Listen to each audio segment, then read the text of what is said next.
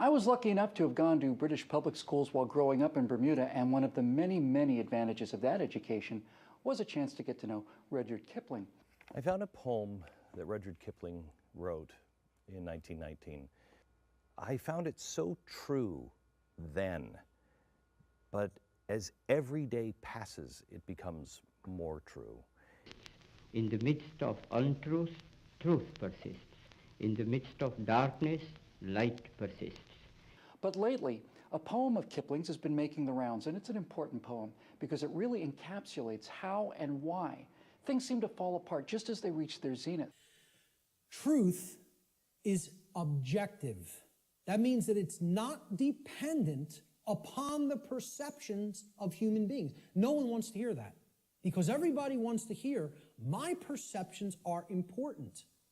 The poem is called The Gods of the Copybook Headings. What man says about the truth makes no difference. There is no such thing as my truth and your truth. There is simply the truth, the way I understand it, the way you understand it, but it is what it is.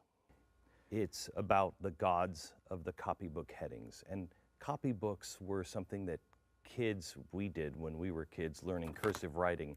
You'd have a copybook and you'd open it up, and there at the top was the heading, and it would say, you know, Susan is a nice girl. Water will wet you. Whatever it was that were usually universal truths. Which is the greatest quality of knighthood? Courage, compassion, loyalty, humility? What do you say, Merlin?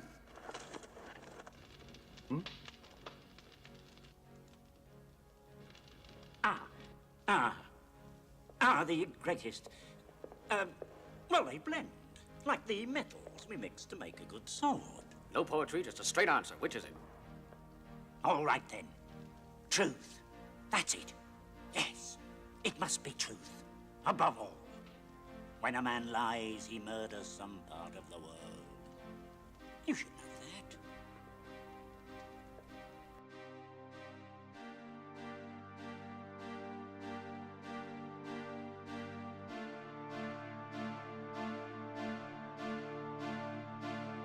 As I pass through my incarnations in every age and race, I make my proper protestations to the gods of the marketplace. Peering through reverent fingers, I watch them flourish and fall, and the gods of the copybook headings I notice are past them all.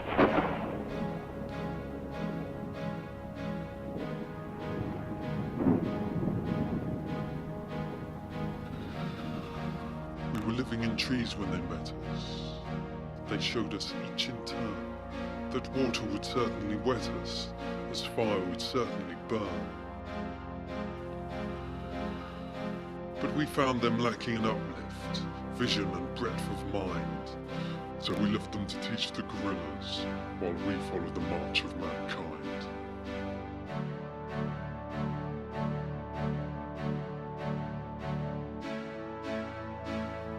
We moved as the spirit listed.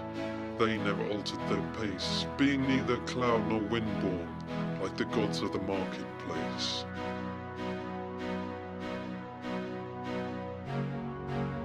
But they always caught up with our progress, and presently word would come that a tribe had been wiped off its ice field, or the lights had gone out in Rome. With the hopes that our world is built on, they were utterly out of touch. They denied the moon was Stilton. They denied she was even Dutch. They denied that wishes were horses. They denied that a pig had wings. So we worshipped the gods of the market, who promised these beautiful things.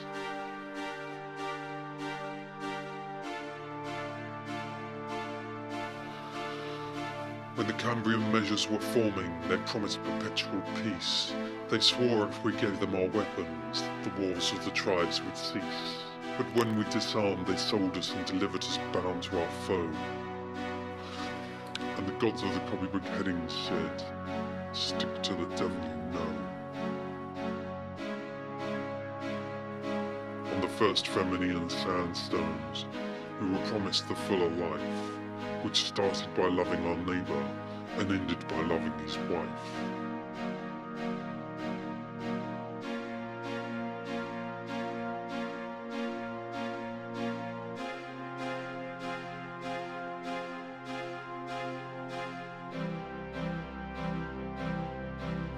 Till our women had no more children, and the men lost reason and faith. And the gods of the copybook headings said, the wages of sin is death.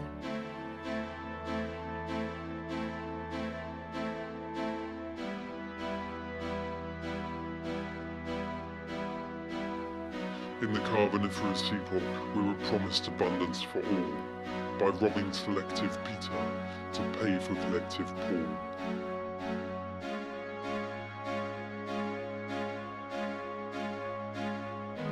But though we had plenty of money, there was nothing our money could buy. And the gods of the copybook headings said, if you don't work, you die.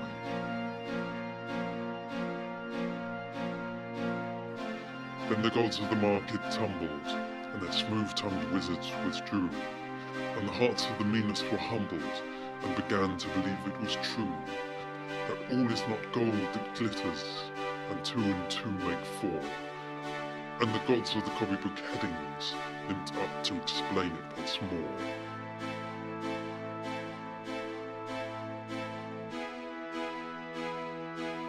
As it will be in the future, it was at the birth of man. There are only 4 things certain since social progress began, that the dog returns to his vomit, and the sow returns to her mire, and the burnt false bandaged finger goes wobbling back to the fire, and that after this is accomplished, and the brave new world begins, when all men are paid for existing, and no man must pay for his sins, as surely as water will wet us, as surely as fire will burn, the gods of the copybook headings, with terror and slaughter return. We know that when all the men who do things have done them, and after all the men who say things about those doings have said them, it is only words, nothing but words that live to show the present how men worked and thought in the past. And we who use words enjoy a peculiar privilege over our fellows. We cannot tell a lie. However much we may wish to do so, we only, of educated men and women, cannot tell a lie in our working hours. The more subtly we attempt it, the more certainly do we betray some aspect of truth concerning our own age. For it is with us as it is with timber. Every knot and shake in a board reveals some disease or injury that overtook the log while it was growing. A gentleman of the name of Jean Pigeon, who built a frame house for me once, not very far from your border, put this in a nutshell. He said, everything which the tree she had experienced in the forest, she take with her into the house. That is the law for us all, each in his or own land.